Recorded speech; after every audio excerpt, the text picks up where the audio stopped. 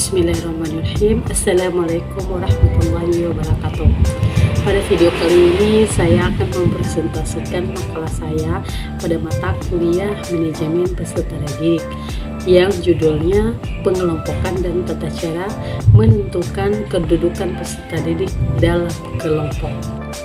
Adapun materi yang akan bahas di dalam makalah saya yakni alasan-alasan pengelompokan peserta didik, yang kedua kelebihan dan kekurangan jenis pengelompokan, yang ketiga pengelompokan dan penjurusan, yang keempat apa yang dimaksud dengan kedudukan peserta didik dalam kelompok, yang kelima bagaimana cara menentukan kedudukan peserta didik dalam kelompok. Pengelompokan lazim dikenal dengan grouping, didasarkan atas pandangan bahwa di samping peserta didik tersebut mempunyai kesamaan juga mempunyai perbedaan. Kesamaan-kesamaan yang ada pada peserta didik melahirkan pemikiran penempatan pada kelompok yang sama. Sementara perbedaan yang ada pada peserta didik melahirkan pemikiran pengelompokan mereka pada kelompok yang berbeda. Pengelompokan ini bukan dimaksud untuk mengkotak-kotakkan peserta didik, tetapi melainkan justru bermaksud untuk membantu peserta didik agar dapat berkembang seoptimal mungkin. Nah, dengan adanya pengelompokan peserta didik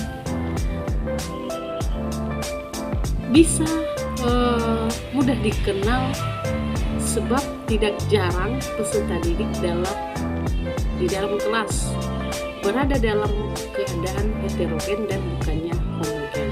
Alasan pengelompokan peserta didik ini juga didasarkan atas realitas bahwa peserta didik secara terus-menerus bertumbuh dan berkembang. Pertumbuhan dan perkembangan peserta didik satu dengan yang lain itu sangat berbeda. Agar perkembangan peserta didik yang cepat tidak mengganggu peserta didik yang lambat dan sebaliknya, maka dilakukan pengelompokan peserta didik. Tidak jarang dalam pengajaran yang menggunakan sistem klasikal, peserta didik yang lambat tidak akan dapat mengejar peserta didik yang cepat. Jenis-jenis pengelompokan peserta didik ada dua, yaitu yang pertama ability grouping, yaitu pengelompokan berdasarkan kemampuan di dalam setting sekolah. Yang kedua yaitu subgrouping, yaitu pengelompokan berdasarkan kemampuan dalam setting kelas. Nah, pengelompokan yang berdasarkan kemampuan di dalam setting sekolah adalah suatu pengelompokan di mana peserta didik yang pandai dikumpulkan dengan yang pandai, yang kurang pandai dikumpulkan dengan yang kurang pandai. Nah, sedangkan pengelompokan yang berdasarkan kemampuan di dalam setting kelas yaitu pengelompokan di mana peserta didik pada masing-masing kelas dibagi menjadi beberapa kelompok kecil. Pengelompokan yang berdasarkan karakteristik dibagi dalam beberapa pengelompokan. Yang pertama itu pengelompokan yang berdasarkan minat, yang kedua pengelompokan kebutuhan khusus, yang ketiga pengelompokan beregu, yang keempat pengelompokan tutorial, yang kelima pengelompokan penelitian, yang keenam pengelompokan kelas utuh, yang ketujuh pengelompokan kombinasi. Pengelompokan yang berdasarkan realitas pendidikan sekolah itu dibagi dalam beberapa pengelompokan, yaitu yang pertama SD tanpa tingkat. Maksudnya SD tanpa tingkat itu mengambil kesempatan seluas-luasnya kepada peserta didik untuk mengambil mata pelajaran yang berdasarkan kemampuan masing-masing individu peserta didik. Yang kedua pengelompokan kelas rangkap. Nah, maksud dari pengelompokan kelas rangkap ini adalah pengelompokan yang dapat dijadikan pada sekolah-sekolah yang menggunakan sistem tingkat. Pengelompokan demikian itu, peserta didik berbeda usianya dikelompokkan di dalam tempat yang sama.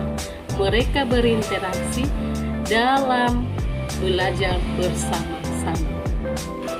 Oke, bagian C, pengelompokan kemajuan rangkap. Nah, maksudnya dari pengelompokan kemajuan rangkap itu adalah mengatasi perbedaan-perbedaan di dalam kemampuan individual di setiap umur dan di setiap tingkat.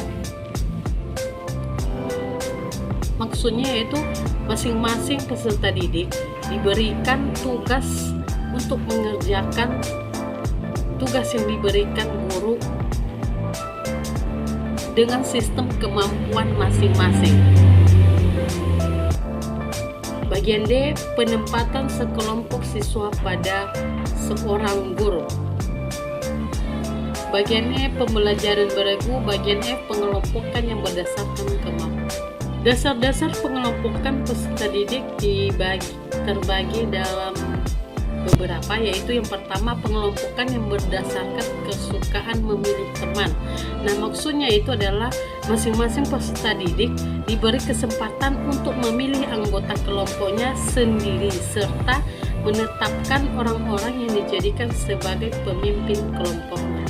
Pengelompokan yang berdasarkan prestasi, yaitu suatu pengelompokan yang didasarkan atas prestasi peserta didik. Yang ketiga, pengelompokan yang berdasarkan bakat, yaitu suatu pengelompokan peserta didik yang didasarkan atas kemampuan bakat dari peserta didik. Yang keempat, pengelompokan yang berdasarkan minat. Pengelompokan peserta didik yang didasarkan atas perhatian mereka atau minat mereka. Pengelompokan demikian dan sekaligus juga meminatinya. Yang kelima, pengelompokan yang berdasarkan kecerdasan. Pengelompokan ini yang didasarkan hasil tes kecerdasan atau inteligensi. Kedudukan siswa di dalam kelompok. Yang dimaksud dengan kedudukan siswa di dalam kelompok adalah letak seorang siswa di dalam urutan tingkatannya. Di dalam istilah yang umum itu disebut ranking. Cara menentukan kedudukan siswa yaitu ada beberapa. Yang pertama di dalam ranking sederhana, yang kedua dengan ranking presentasi, yang ketiga standar deviasi. Nah, standar deviasi dibagi dalam dua pengelompokan, yaitu pengelompokan atas 3 ranking, terus yang kedua pengelompokan atas 11 ranking, dan yang keempat yaitu standar skor. Baik, itu saja presentasi yang bisa saya sampaikan. Bila ada kekurangan, saya minta maaf. Saya akhiri. Assalamualaikum warahmatullahi wabarakatuh. Terima kasih.